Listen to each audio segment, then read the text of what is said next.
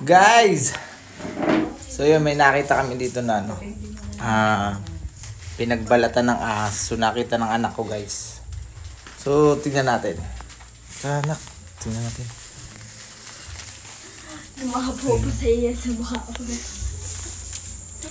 Ayan guys, oh. Kita nyo naman, oh. So pinagbalatan niyan, guys, oh. So dito yan sa may bahay namin, guys, oh. May butas pala dito. Ayan. So dito yata nagano yan eh. Tumira yung ahas eh. So malapit lang kami, guys, sa ano, sa may gubat. Sa may tubig. Gubat ka dyan. So ano, sa may tubigan kami, guys, eh. Malapit kami sa tubigan.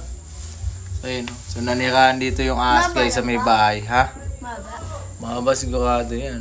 Hilahin mo nga. Naku. Mamaya bumalik yung ahas. So yun, guys, oh. Kita nyo naman yun, guys, oh. So mukhang mahaba siya, guys, oh. Hindi mahaba yung ahas. Oo, sigurado yung... Naku. Tingnan mo naman yung pinagbalatan niya. Ayun yung bunga nga. Ayun yung bunga nga, guys, oh. Kita Bunga niyo nga yan? yan, ano? Kitang-kita niyo naman yan, guys, oh. Ay, yan siya. Ah? Hilahin mo nga. Tukunin mo nga kung anong aba. Silahin ko? Dahan-dahan lang. Lagi ang haba. Haba. Alam mo, puputol. Putol na.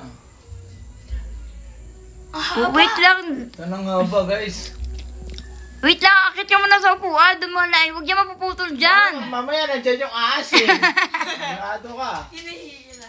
Wala yan. Hawakan mo dun sa ano. Haba. Dun sa taas. Mapuputol nga yan.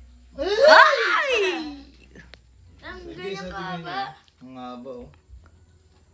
So, ano ba to, guys? Swerte o ano, malas? Comment na kayo, guys.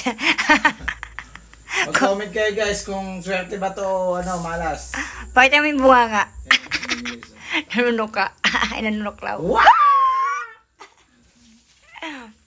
Ayun. Mali na nasa likod na ni Papa. So, buenas siya, tato. Tatabi mo sa pagtulog mo para katabi mo ni ahas. Tatabi mo ni ahas. Ano? So,